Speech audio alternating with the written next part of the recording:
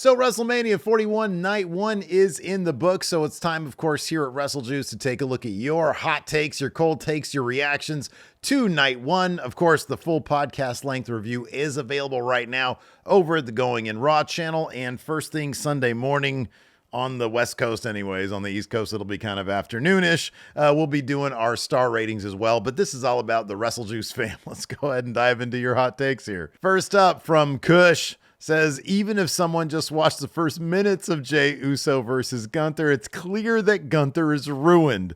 Look back at the difference of the story of this match, the one with Sami Zayn. Now he's gone from a Brock Lesnar-esque main attraction and a huge beast to conquer to just another guy on the roster. So I feel like the finish to Jey Uso versus Gunther been on the ballsy side, right? They had him tap out to his own move, which in a way you could say is Gunther putting over his own move, the rear naked choke. But I understand this did not go over well with a lot of people. For the most part, myself included, I thought the rest of the match was really, really good. I thought having Jey beat Gunther on Gunther's terms is something Gunther maybe didn't see coming. And so he ended up cheating, which I'll be honest with you, I have kind of a bigger issue with Gunther cheating using the belt to the head than I do with Jey Uso using Gunther's own move against him. I mean, tapping out immediately to your own move, you're kind of putting over your own move, but like Gunther's never been the kind of guy who's needed to cheat. So I think that was the most out of character thing for me. The bottom line is I feel like Seth Rollins is going to end up getting that title off of Jey Uso now that Seth is a bad guy, and we're going to talk about him more in a second here. I don't think Jay's title run is going to be very long. And that title right now, as it stands, whether it's with Gunther or if it's with Jey Uso, is a mid-card level title. I thought the feud, the build had some good stuff going into it. And I feel like the best stuff about the build was kind of soap opera-y stuff. It was the Jimmy getting beat up really bad by Gunther. So why not inject some of that soap opera-y stuff into the match? That being said, they did a bunch of Stan Hansen type lariats, so I really love that about it. But yeah, this is a common take. This is a common reaction. Girlan says, according to internet, this is a hot take, but I thought the finish to the World Heavyweight Championship match was really cool and well done. Seeing Gunther get his comeuppance by instantly tapping out to his own sleeper was a nice cap to how the momentum shifted throughout the whole feud. This is indeed a hot take, but I do appreciate that somebody else out there kind of appreciates to a degree elements of this match and the finish to this match. I mean, look, man, if I got my own finish and somebody does it to me, oh man, I'm gonna take the pin. I'm gonna tap out immediately, make that finish look like $1 million. That doesn't save the finish for you guys, I know. And I'm not a huge fan of it. And I think the fact that a lot of people are going to be talking about, instead of talking about how awesome like 99% of this match is, they're going to be talking about why they made the decision to do that finish. But I don't know. I can kind of see it both ways. Flag Couch says, of the main event, Seth's goal of ensuring the future of the company is inspired by him rather than Punk and Roman is essentially the Death Rider storyline done way better already. Wow. Woo. That's a good one. That's a good one. We don't know how this is going to end up playing out, but probably the most thumbs up and most entered hot takes or reactions or whatever in the thread is just how much you guys loved the triple threat main event. How could you not? I thought it was awesome. I thought this was, as the kids like to say, cinema. Larson and I had talked a lot about this over at Going in Raw, how going into this match, it felt like the only outcome that really kind of made for the most interesting story going forward was Heyman aligning with Seth. We've seen Heyman with Punk. We've seen Heyman with Roman. And Punk comes into this match. He gets the full video package prior to the entrance. And Living Color plays him out to the ring. And you think, oh man, this is Punk's time. Even Wade Barrett was pushing, if he doesn't win this match, then he never achieved his dream. Even though we all know just being in the main event was the dream. but Seth winning is the most interesting outcome here. I thought it was pretty ballsy. I thought the crowd loved it. I thought the crowd was chanting, or we all heard the crowd chanting Seth Rollins' theme there at the end. I really liked it. Let's see some more of the other reactions here. The Mooches says, I don't think people are supposed to be so into Heyman's turn and siding with Seth, but the fact that the crowd was singing Seth's theme to Punk and Roman to end the show was great. It just goes to show if you do something really cool, the crowd will respond in a positive way. And that's what happened here. You got CM Punk and Roman Reigns, two of the guys that are the most over. The crowd were super chanting both their names throughout the entire thing. A little smattering of Seth here and there, but once he did the coolest thing possible, the crowd was really into it. Honked Off John says Paul Heyman turning on both Roman and Punk makes no logical sense. Why? Because Rollins didn't stomp him one time? Dumb. All-time triple threat match, though. Awesome Punk video package. All right, so the way I see it, Paul Heyman was manipulated by the two people closest to him. Roman Reigns didn't show for Paul Heyman. Punk was right about this. Roman Reigns did not show for Heyman when Heyman needed him most. On top of that, Roman simply wanted to keep Paul Heyman from CM Punk because he didn't want Punk to get the advantage of having Paul Heyman on his side. Conversely, CM Punk simply used Paul Heyman's friendship to try to get at Roman Reigns. It didn't have anything to do with, I want you, Paul. It had to do with, screw you, Roman Reigns. I want to win this match. I can understand why Paul Heyman would side with Seth Rollins. Now, in terms of like the whole I didn't stomp you, you owe me a favor thing, you have to wonder, and they'll probably, you would think, explain this in a promo.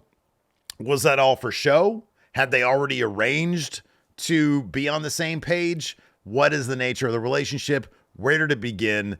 Will they go into that kind of minutia? I don't know. But if you take that sort of segment out of the equation, or maybe that segment illustrated to Paul Heyman, hey, this guy is making some really good points, and on top of that, he didn't stomp me. I don't feel like Paul Heyman sided with Seth because he felt he owed Seth for not stomping him. I think he sided with Seth because Paul Heyman has always wanted to align with the future of the company, whether it was Brock Lesnar, misguided attempts with Cesaro and McGillicuddy, Curtis Axel, or Roman Reigns, who at that point had failed to become the future of the company. And he sided with them when it became clear that he was going to be the future, or at least the next 4 years of the company. So I think there is precedence for Paul Heyman going with Seth Rollins in this case. Choweezy says the moonsault into the BFT was spot of the night. Okay, am I the only one who hated that? They didn't replay it. When it happened, it looked like LA Knight was just sort of leaning over so Jacob Fatu could land on his back, but it was like the camera angle was weird. I don't know. I'll take your I'll take your word for that. And I'm glad that you like the spot. Maybe I just got to go back and rewatch it. You know, going on Raw, we got the live chat going. We got a bunch of stuff going. So maybe it's possible that I missed something really, really cool happen. I'll have to go back and watch it. I was waiting for a replay though. They never replayed the thing. Levy JX says Stand and Deliver was better than night one. Man, oh man. I'm glad you said that. I don't necessarily agree.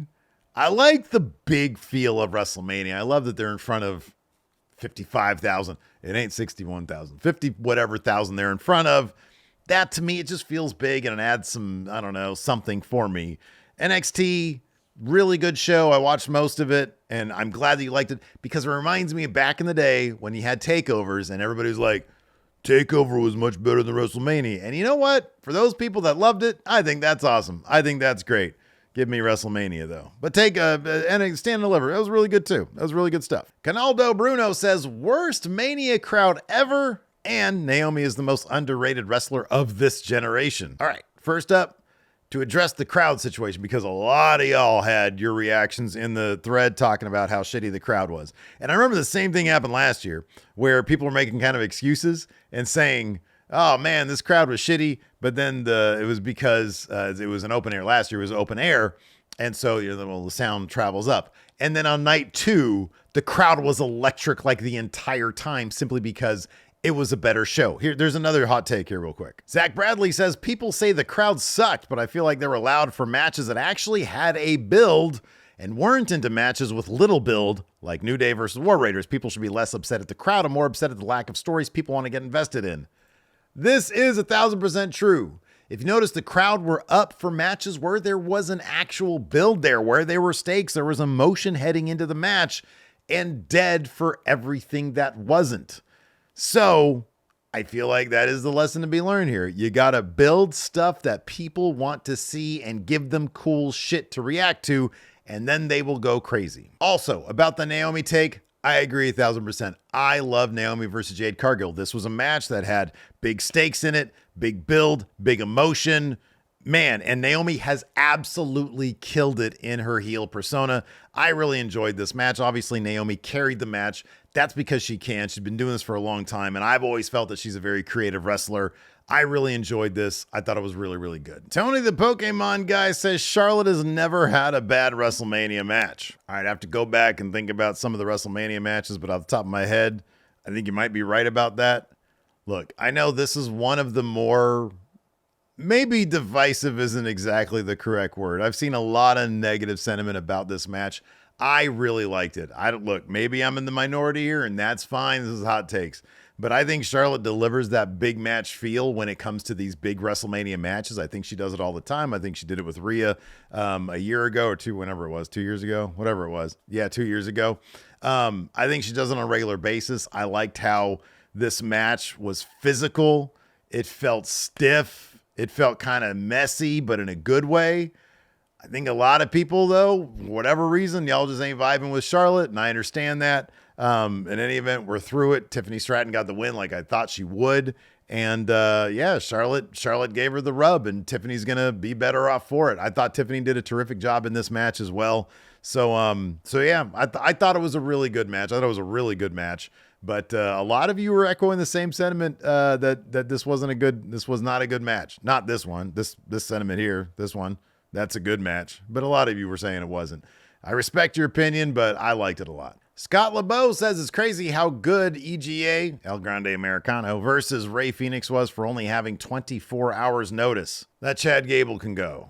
And I know you guys are doing still the same joke about El Grande Americano is not Chad Gable, and that's great. Play into it. That's fun. But that dude can go. Chad Gable can wrestle. Phoenix is awesome, obviously. Yeah, I love the match, man. I thought that somebody here, one of the takes here is something like, that reverse 450 is the greatest move I've ever seen. That was nuts. I don't know the deal. That was crazy. I was like, what did I just see?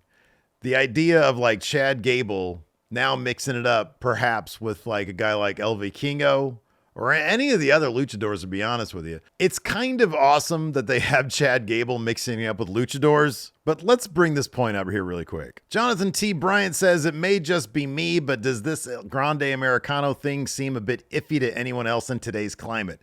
Seems pretty on the nose, especially if a guy whose main goal is to make fun of luchadors by being a luchador keeps beating actual luchadors rant over. You know, I appreciate that somebody has the balls to say something like this, especially these days when if you express any consternation over something that could be considered or perceived as inappropriate or culturally insensitive or something like that, then you get labeled with, oh, you're so easily triggered, which is like the triggering to me because that level of discourse does not belong here. Even if you don't find it culturally insensitive. I think my problem with the El Grande Americano thing, why it doesn't land with me, is Chad Gable is way too fucking entertaining. He's a guy in character who's a bit of an idiot for doing this, right? Everybody knows it's him. That's the gimmick. That's the funny part, is that everybody knows it's Chad Gable. You can't mistake this for anybody else. And he wears this mask and he cheats to win. So like, he's a bad guy through and through, right? The luchadors are right in this situation. They're in the right. They're in the good. The only way he can win seemingly is by loading up his mask and beating people with that. Kind of the problem with that, though, the reason why this sort of turns sideways, and I know a lot of you do not care about this and you're thoroughly entertained and you think it's funny and everything, but that's kind of the problem, is like, this is not, the character should not be celebrated or glorified. He should eventually get his comeuppance, which he probably will. He'll be unmasked and humiliated and all that kind of stuff, but he's incredibly entertaining. So when he does cool shit like that 450 reverse, whatever the hell that was, the crowd gets up for it. And so they're going to end up be cheering this guy over the luchadors who are morally and ethically in the right. And that's kind of a problem with how you're presenting this character who's mocking the culture of lucha libre. And so, yeah, it doesn't land with me. I'm like, I see it. I'm like, I don't really think it's all that funny anymore, but I'll watch a Chad Gable match. I'll watch the shit out of that. I'll be like, oh my God, it's fucking outstanding. Like the match with him in Phoenix was crazy good. But yeah, I kind of feel like the whole coming out with all the mariachis and everything. And, he's from Mexico, so they got to do the whole, stained yellow film thing. I don't know. It doesn't land with me, to be honest with you. But if you guys are into it, then that's cool. I know a lot of the people in the thread are saying, oh, the El Grande Americano, they're buying into the El Grande Americano and is not really Chad Gable thing. And that's great. It's fun. I'm not here to, pee on anybody's fun. But I understand why it wouldn't land with some people. And I'll be honest with you, I'm kind of one of those people. Once he gets to the ring, I want to see what he's going to do. But with all the other stuff, I'm like, I don't know. I can give or take this. Eastside Review says there has been way too much Triple H. Between all the interviews this week, the Hall of Fame, his statue, and I can guarantee he'll be out at the beginning of both nights of Mania. I'm a little worn out from seeing Paul Triple H Levesque. Generally speaking, I'm a pretty big Triple H fan. It's been a lot of Triple H. Probably too much Triple H. It's like you pull up to the old Golden Corral and you're like, hey, give me all you can eat. And then they give you all you can eat. And you're like, hey, I don't really want this much. This is way too much. But I mean, Mania is almost over with, so they're probably going to dial back a little bit on the Paul. Fernando Gonzalez says WrestleMania related news are going to bury the purchase of AAA, which as a Mexican fan is huge news. I was shocked. Shocked, I tell you. When I walked in to my office here, because I was doing some cleaning up for Easter tomorrow, and on my television, the AAA widow, the president of AAA, was sitting there next to Triple H. And then they had Vikingo there with all the other WWE luchadors. I was fucking floored. That is nuts. As a guy who's been watching AAA, well, Triple Manias anyways, since 2018 or something like that. Yeah, I think it was 2018, 2017 maybe. Up until like probably 2 years ago, year ago, whatever it was. This is crazy. I have no idea what it means. I think there's going to be some awesome dream matches that we're going to get.